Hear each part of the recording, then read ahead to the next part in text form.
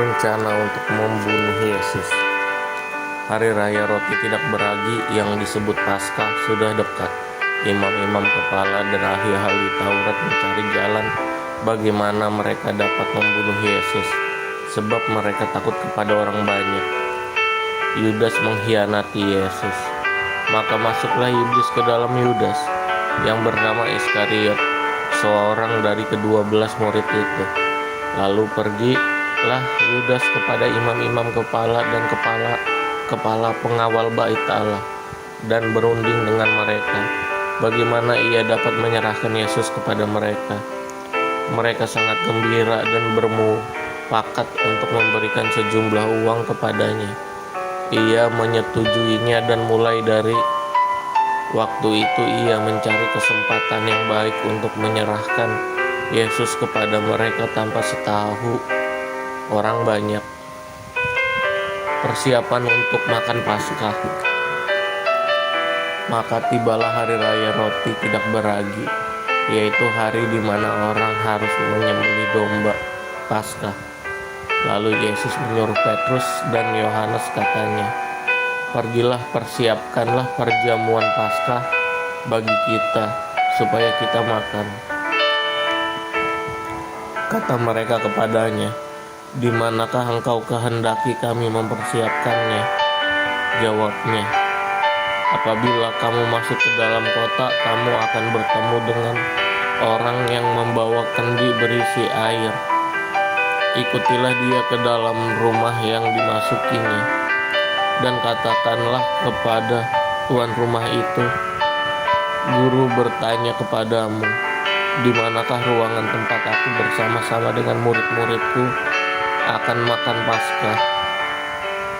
Lalu orang itu akan menunjukkan kepadamu sebuah ruangan atas yang besar yang sudah lengkap. Disitulah kamu harus mempersiapkannya." Maka berangkatlah mereka, dan mereka mendapati semua seperti yang dikatakan Yesus kepada mereka. Lalu mereka mempersiapkan Paskah. Penetapan perjamuan malam. Ketika tiba saatnya Yesus duduk makan bersama-sama dengan rasul-rasulnya, katanya kepada mereka, "Aku sangat rindu makan Paskah ini bersama-sama dengan kamu sebelum aku menderita. Sebab aku berkata kepadamu, aku tidak akan memakannya lagi sampai ia beroleh kegenapannya dalam kerajaan Allah." Kemudian ia mengambil sebuah cawan, mengucap syukur, lalu berkata, "Ambillah ini dan bagikanlah di antara kamu. Sebab aku berkata kepada kamu, mulai dari sekarang ini aku tidak akan minum lagi hasil pokok anggur sampai kerajaan Allah telah datang." Lalu ia mengambil roti, mengucap syukur, memecah-mecahkannya, dan memberikannya kepada mereka. Katanya, "Inilah tubuhku yang diserahkan bagimu. Perbuatlah ini menjadi peringatan akan aku." Demikian juga dibuatnya dengan cawan sesudah makan. Ia berkata, "Cawan ini adalah perjanjian baru oleh darahku yang ditumpahkan bagi kamu. Tetapi lihat, tangan orang yang menyerahkan aku ada bersama dengan aku di meja ini. Sebab Anak Manusia memang akan pergi seperti yang telah ditetapkan. Akan tetapi celakalah orang yang olehnya ia diserahkan." Lalu mulailah mereka mempersoalkan siapa di antara mereka yang akan berbuat demikian. Percakapan waktu perjamuan malam. Terjadi juga pertengkaran di antara murid-murid Yesus. Siapakah yang dapat dianggap terbesar di antara mereka? Yesus berkata kepada mereka, "Raja-raja bangsa-bangsa memerintah rakyat mereka, dan orang-orang yang menjalankan kuasa atas mereka disebut pelindung-pelindung. Tetapi kamu tidaklah demikian, melainkan yang terbesar di antara kamu hendaklah menjadi sebagai yang paling muda, dan pemimpin sebagai pelayan. Sebab siapakah yang lebih besar, yang duduk makan atau yang melayani? Bukankah dia yang duduk makan? Tetapi aku ada di tengah-tengah kamu sebagai pelayan. Kamulah yang tetap tinggal bersama-sama dengan aku dalam segala pencobaan yang aku alami. Dan aku menentukan hak-hak kerajaan bagi kamu, sama seperti Bapakku menentukannya bagiku, bahwa kamu akan makan dan minum semeja dengan aku di dalam kerajaanku, dan kamu akan duduk di atas tahta untuk menghakimi kedua belah suku Israel. Simon, Simon, lihat, iblis telah menuntut untuk menampi kamu seperti gandum, tetapi aku telah berdoa untuk engkau, supaya imanmu jangan gugur, dan jikalau engkau sudah insaf, kuatkanlah saudara-saudaramu. Jawab Petrus, Tuhan, aku bersedia masuk penjara dan mati bersama-sama dengan engkau. Tetapi Yesus berkata, aku berkata kepadamu, Petrus, hari ini ayam tidak akan berkokok sebelum engkau 3 kali menyangkal bahwa engkau mengenal aku. Lalu ia berkata kepada mereka, ketika aku mengutus kamu dengan tiada membawa pundi-pundi, bekal dan kasut, adakah kamu kekurangan apa-apa? Jawab mereka, suatu pun tidak, katanya kepada mereka. Tetapi sekarang ini siapa yang mempunyai pundi-pundi, hendaklah ia membawanya. Demikian juga yang mempunyai bekal, dan siapa yang tidak mempunyainya, hendaklah ia menjual jubahnya dan membeli pedang.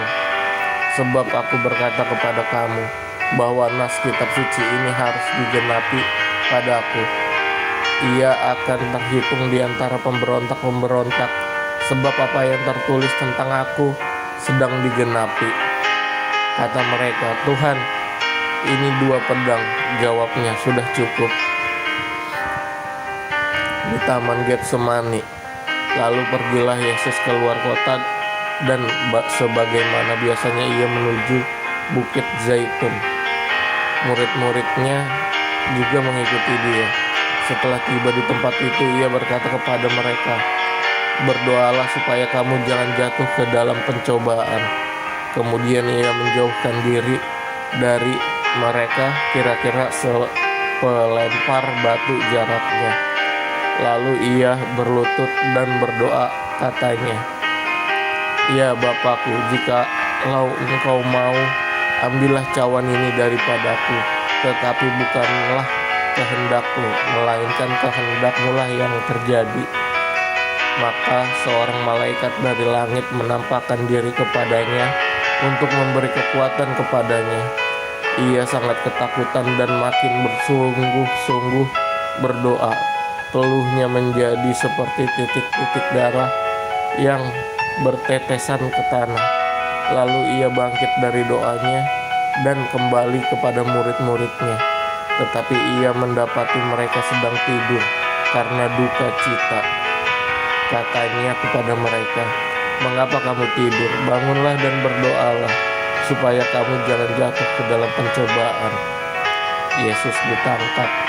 Waktu Yesus masih berbicara, datanglah serombongan orang, sedang murid-muridnya yang bersama Yudas, seorang dari ke-12 murid itu, berjalan di depan mereka. Yudas mendekati Yesus untuk menciumnya. Maka kata Yesus kepadanya, hai Yudas, engkau menyerahkan anak manusia dengan ciuman. Ketika mereka yang bersama-sama dengan Yesus melihat apa yang akan terjadi, berkatalah mereka, Tuhan, mestikah kami menyerang mereka dengan pedang?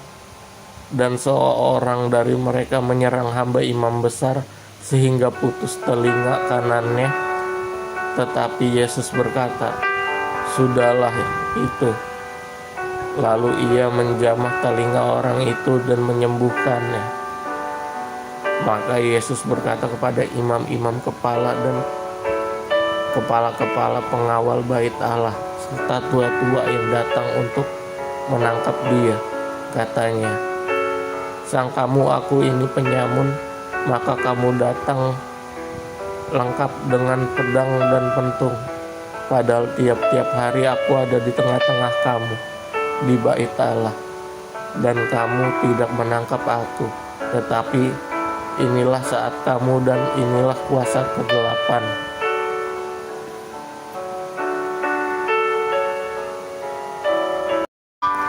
Petrus menyangkal Yesus, lalu Yesus ditangkap dan dibawa dari tempat itu.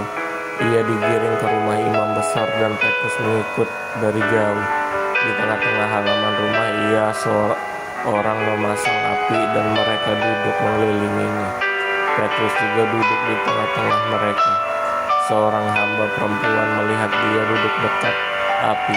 Ia mengamat-amati lalu berkata, juga orang ini bersama-sama dengan dia. Tetapi Petrus menyangkal, katanya, bukan, aku tidak kenal dia.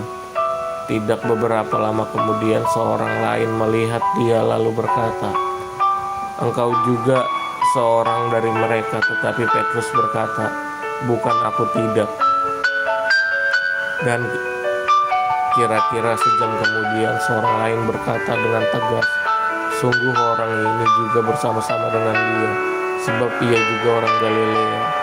Tetapi Petrus berkata, bukan, aku tidak tahu apa yang engkau katakan. Seketika itu juga, sementara ia berkata, berkokoklah ayam. Lalu berpalinglah Tuhan memandang Petrus. Maka teringatlah Petrus bahwa Tuhan telah berkata kepadanya, sebelum ayam berkokok pada hari ini, engkau telah 3 kali menyangkal aku. Lalu ia pergi keluar dan menangis dengan sedihnya di hadapan mahkamah agama, dan orang-orang yang menahan Yesus mengolok-olokkan dia dan memukulinya. Mereka menutupi mukanya dan bertanya, cobalah katakan, siapakah yang memukul engkau? Dan banyak lagi hujat yang diucapkan mereka kepadanya. Dan setelah hari siang, berkumpullah sidang para tua-tua bangsa Yahudi dan imam-imam kepala dan ahli-ahli Taurat. Lalu mereka menghadapkan dia ke mahkamah agama mereka. Katanya, jikalau engkau adalah Mesias, katakanlah kepada kami. Jawab Yesus, sekalipun aku mengatakannya kepada kamu, namun kamu tidak akan percaya. Dan sekalipun aku bertanya sesuatu kepada kamu, namun kamu tidak akan menjawab. Mulai sekarang anak manusia sudah duduk di sebelah kanan Allah yang Maha Kuasa. Dan kata mereka semua, kalau begitu engkau ini anak Allah. Jawab Yesus, kamu sendiri mengatakan bahwa akulah anak Allah. Lalu kata mereka, untuk apa kita perlu kesaksian lagi? Kita ini telah mendengarnya dari mulutnya sendiri.